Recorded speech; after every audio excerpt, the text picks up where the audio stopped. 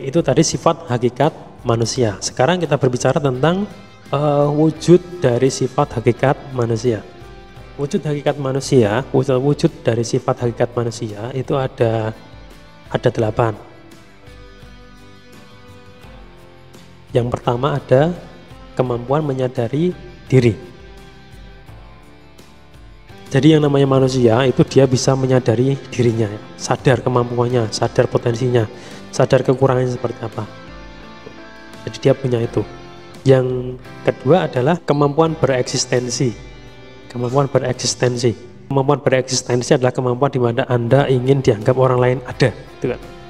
Jadi ada yang suka berorganisasi, dia berkecimpung di organisasi, yang suka beramal di kegiatan sosial, suka di masjid mungkin, kemudian sering bikin kelompok-kelompok tertentu atau geng tertentu ya. Ada yang geng motor, ada yang geng arisan, macam-macam.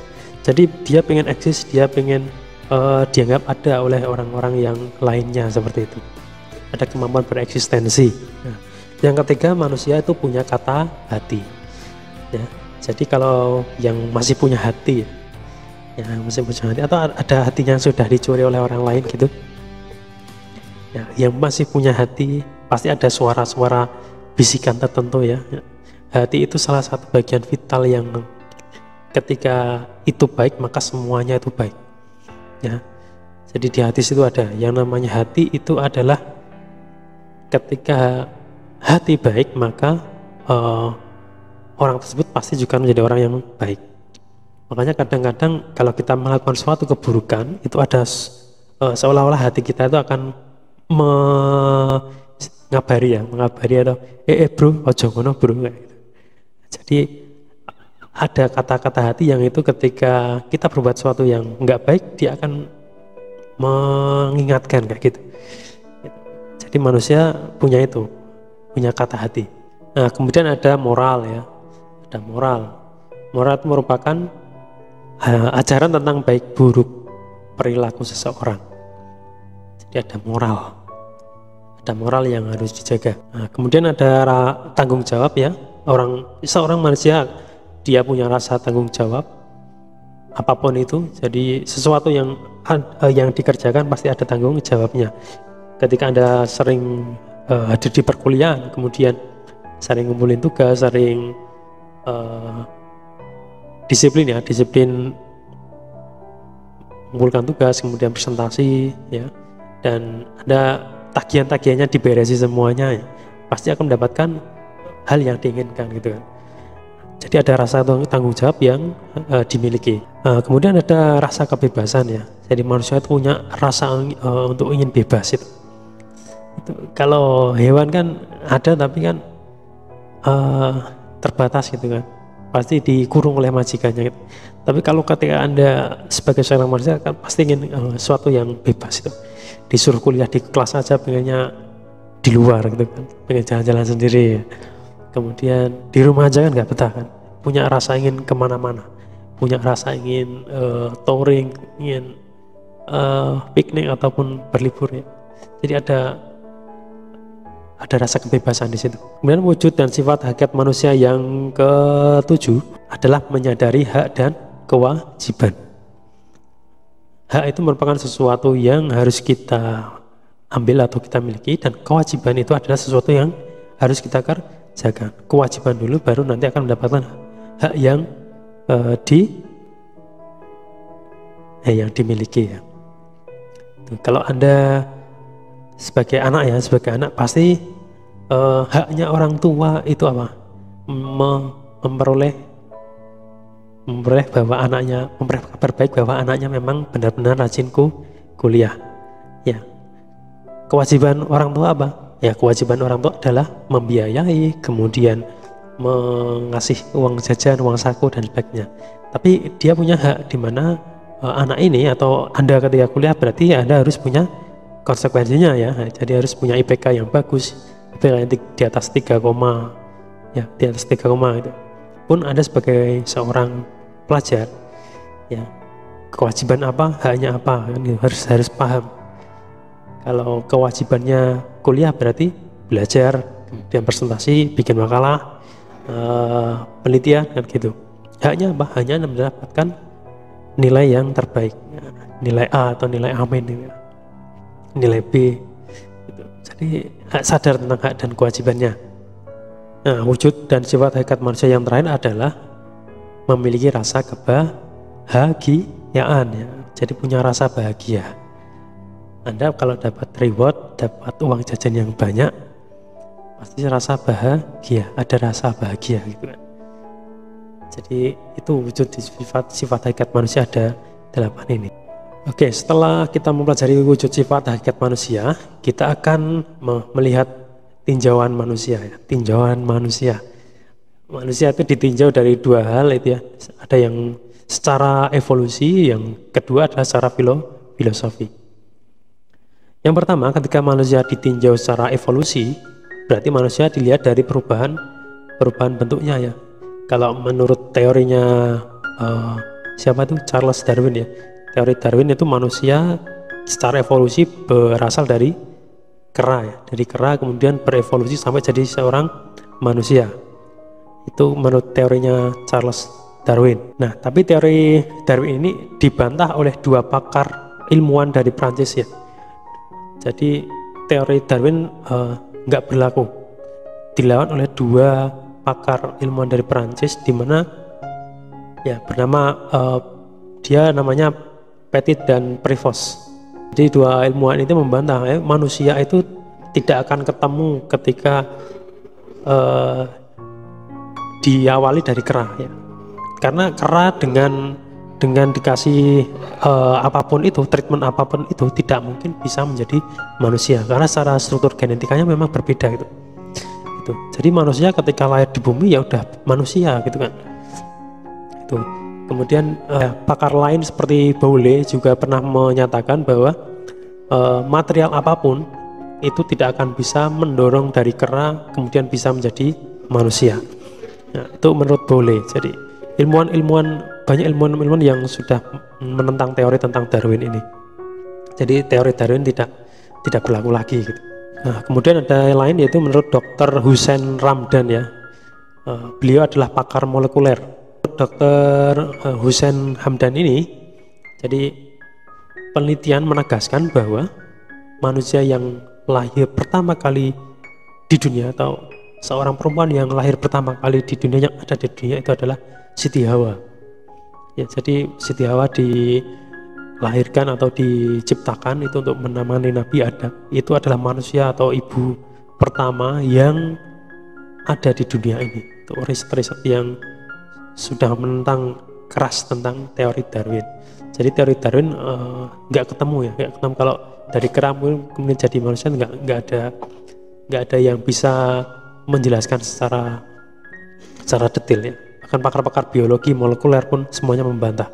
Jadi tidak berlaku. Nah, kemudian tinjauan secara filosofis berarti manusia ditinjau dari manusia yang terdiri dari apa. Nah, tinjauan yang kedua ini itu ada dua aliran. Yang pertama ada aliran monoisme, yang kedua ada aliran dualisme. Kalau aliran monoisme itu menganggap bahwa di semesta ini itu merupakan suatu makrokosmos ya. Di kosmos itu ada sistem yang teratur kayak gitu. Jadi makrokosmos ini itu di dalamnya ada mikrokosmos. Nah, mikrokosmos ini yang dinamakan sebagai manusia. Itu aliran yang monoisme. Kemudian ada aliran yang dualisme. Realitas semesta itu merupakan perpaduan antara zat yang hidup dan zat yang mati. Dan manusia itu merupakan sintetis antara jasmani dan rohani. Itu kalau ditinjau secara filosofi ya. Jadi manusia terdiri dari jasmani dan rohani. Ada dua aliran tadi, ada monisme sama dualisme. Ya, ketika seorang manusia lahir ke dunia, dia akan memiliki kecerdasan bawaan. Ada 8 jenis kecerdasan bawaan yang dimiliki oleh manusia. Yang pertama ada kecerdasan linguistik, kecerdasan berbahasa. Yang kedua ada kecerdasan ada linguistik, kemudian kinestik ya. Kalau kinestik itu berarti kecerdasan untuk bergerak. Kemudian ada kecerdasan intrapersonal, kecerdasan di mana dia bisa memahami dirinya dengan baik. Kemudian interpersonal, ya, kecerdasan di mana dia bisa berelasi dengan orang lain. Kemudian kecerdasan logical matematik, ya, kecerdasan berhitung dan berlogika. Kemudian ada kecerdasan visual spasial, ya, kecerdasan di mana dia bisa melihat sesuatu baiknya kayak apa, tidaknya kayak apa. Kemudian ada kecerdasan naturalis, ya, kecerdasan alam, ya, dia suka dia cerdas dalam mempelajari alam, ya, dari bagaimana menanam tumbuhan, bagaimana strukturnya, itu kecerdasan naturalis. Nah, yang terakhir ada kecerdasan musikal, kecerdasan bermusik. Jadi ternyata ketika kita lahir itu sudah punya 8 jenis kecerdasan ini. Nah, cuma ketika dalam perkembangannya lingkungan kita itu membuat semuanya ini atau 8 kecerdasan ini akan berkembang beberapa saja, ya bahkan ada yang semuanya tapi tidak semuanya.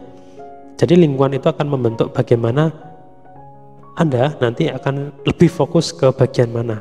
Jadi sebenarnya 8 ini ada, cuman kedepannya itu Anda akan memilih beberapa hal saja, biasanya gitu. Atau kalau yang punya semuanya biasanya berarti dia punya kecerdasan yang luar biasa, ya, bisa cerdas semuanya. Karena memang lingkungan dan perlakuan, ya, baik itu dari orang tua atau dari kiri kanan kita, itu akan menyebabkan potensi mana sih, potensi kita yang mana yang akan berkembang seperti itu. Dan tidak mustahil Anda bisa memiliki 8 semuanya ini gitu. Nah, itu tentang kecerdasan manusia, ya. Selanjutnya kita akan berbicara mengenai dimensi manusia. Ya, tadi di awal sudah saya sebutkan bahwa manusia menempati 4 dimensi. Yang pertama, manusia sebagai makhluk individu, sebagai makhluk sosial, sebagai makhluk bersusila atau beretika, dan makhluk berreligi atau beragama. Nah, yang pertama kita akan berbicara tentang dimensi keindividualan, ya. Dimensi keindividualan merupakan dimensi yang dimana setiap orang itu pasti punya yang namanya individualis, ya, individualitas. Setiap orang dia punya individualitas, punya zona individu, di mana zona ini orang lain tidak diperkenankan masuk, atau ketika masuk ke dalam zona individu kita maka kita tidak merasa nyaman. Pasti punya semuanya kan, kita menempatnya itu.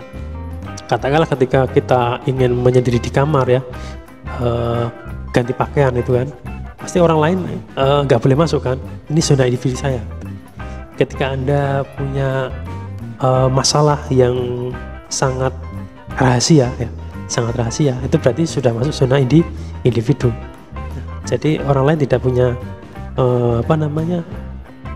kewenangan untuk bisa ikut campur. Semua orang pasti punya zona individualitas masing-masing. Jadi dimensi individual itu artinya adalah dimensi yang merupakan kepribadian yang satu dan tidak bisa dibagi-bagi. Jadi seorang memiliki individualitasnya masing-masing.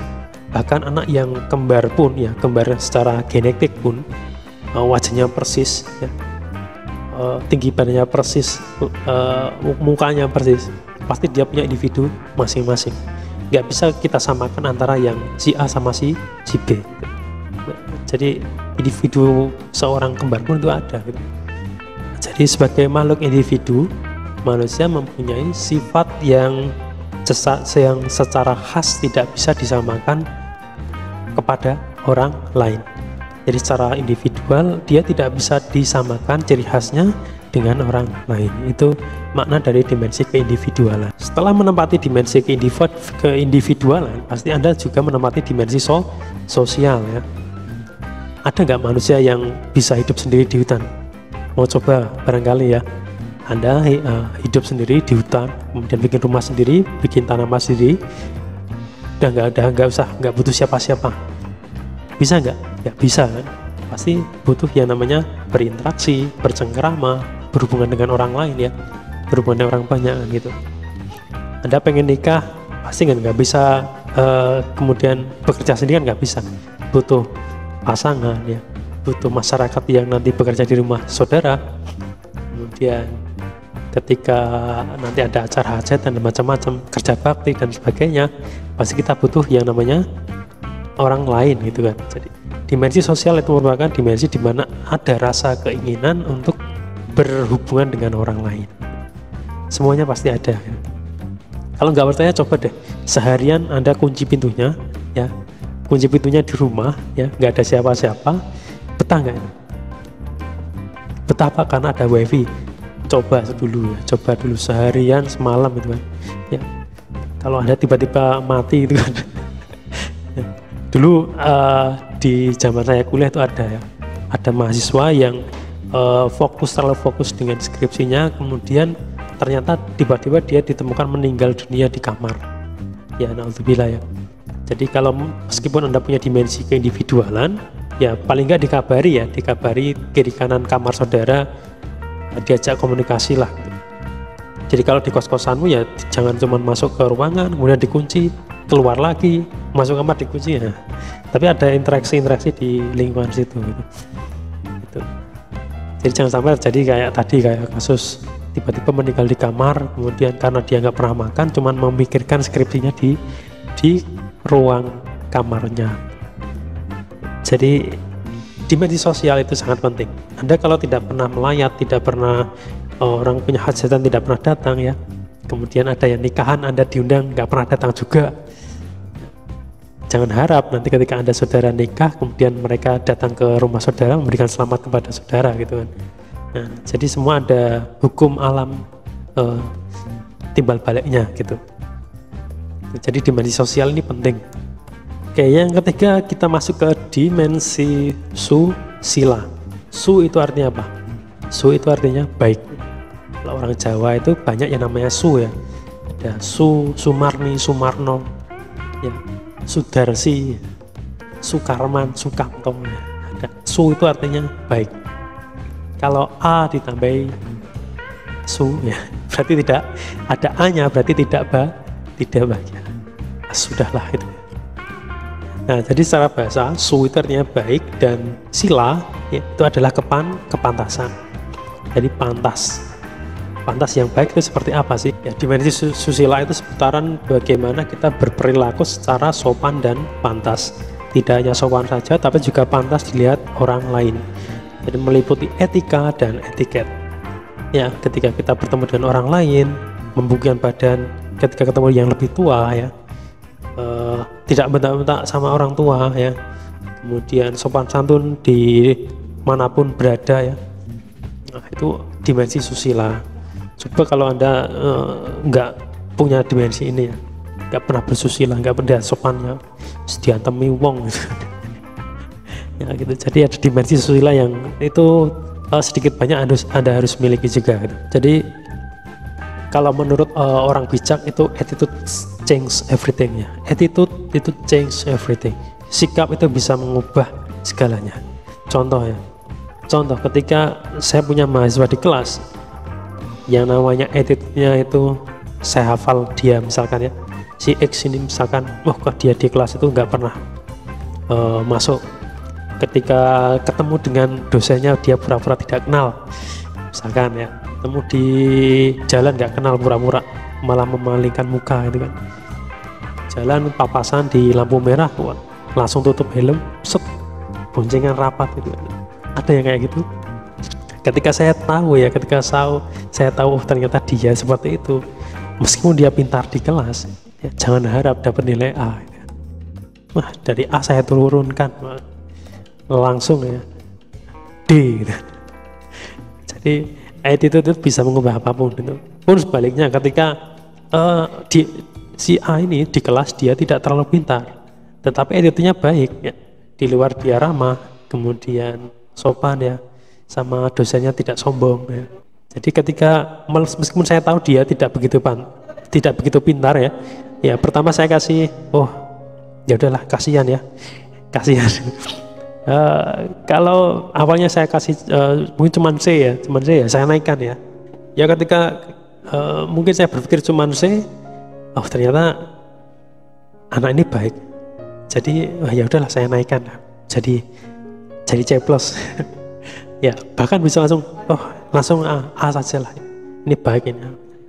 Jadi attitude itu bisa mengubah segalanya. Itu. Dulu pas ketika saya KKN ya, KKN di desa pedalaman itu kan, ketika di sana saya ketemu banyak orang dan berinteraksi dengan banyak orang pula gitu kan. Ketika lewat di sawah ternyata ketemu bapak-bapak, permisi pak, ini kan. Oh iya mas ya, ini KKN ya, iya pak. Oh nanti mampir ke rumah ya, gitu kan. Ada apa pak? Lagi panen durian, wah senang gitu kan.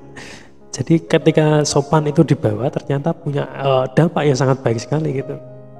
Itu. Jadi cuman nyapa doang dapat durian gitu kan. Pak, durian datang. Pak, mangga datang ya. Jadi ternyata attitude itu bisa mengubah segala. Itu menurut orang bijak ya.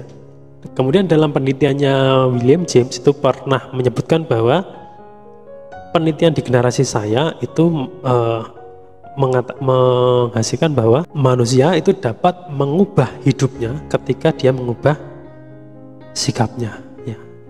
Jadi ketika dia bisa mengubah sikapnya dengan lebih baik, maka hidupnya pun akan mengikuti gitu. Nah, jadi mengubah hidup melalui sikap. Intinya hal kecil yang itu dilakukan dari hati itu bisa berdampak besar untuk keberlangsungan hidup seperti itu. Itu pernyataan dari penelitiannya William James. Oke, masuk ke dimensi yang keempat, itu adalah dimensi religius atau dimensi keberagamaan. Dimensi ini merupakan yang keempat, ini dimensi religius, yaitu makhluk manusia sebagai makhluk yang religi. Ketika kita mengaku sebagai manusia yang seutuhnya, kita juga harus mengenal yang namanya agama. Ya, karena agama itu apa? Pedoman hidup. Yang muslim ya ke masjid, sholat ya, yang non muslim Kristen ke gereja ya, yang Katolik juga sama, yang Buddha mungkin ke vihara ya, yang Hindu juga sama ya. Jadi tempat ibadah untuk mengenal Tuhannya seperti itu. Nah, kalau kita bisa mengenal itu berarti kita sudah termasuk manusia ya, makhluk yang beragama, karena penting agama itu merupakan pandangan hidup kita ya. Jadi ingat-ingat, jadi agama ini bentar lagi puasa ya, jadilah manusia yang beragama dan berpuasalah dengan sempurna gitu. Jadi jangan ketika tidak ada yang ngawasi kemudian berbuka sendiri gitu. Mojok neng warung gitu. Nanti pulang rumah buka sahur ya ikut sahur, tapi kalau siang makan, jangan kayak gitu ya. Kita ambil hikmahnya di bulan puasa ke depan nanti. Nah, jadi yang terakhir itu ada 4 dimensi manusia ya. Dan konsep manusia Indonesia seutuhnya atau konsep MIS itu adalah manusia yang mampu menempatkan keempat dimensi ini secara serasi dan seimbang. Jadi bisa menempatkan keempat-empatnya ini dengan baik. Itu ya, makhluk individu ya iya, makhluk sosial ya iya, berreligi iya, beretika iya ya, bersusila iya ya. Nah, jadi bisa menempatkan keempat-empatnya dengan baik. Nah itu ya, itu kuliah kita pada siang hari ini pada pagi hari ini. Semoga membawa manfaat yang baik untuk Anda semuanya. Closing dari saya, sebaik-baik manusia adalah manusia yang mempunyai manfaat untuk orang lain. Oke, tetap jaga kesehatan dan patuhi protokol 3M. Tetap pakai masker dimanapun Anda berada. Dan semoga Anda selalu diberikan kemudahan untuk belajar dan menimba ilmu. Sekian dari saya, selamat siang, bye-bye, assalamualaikum warahmatullahi wabarakatuh.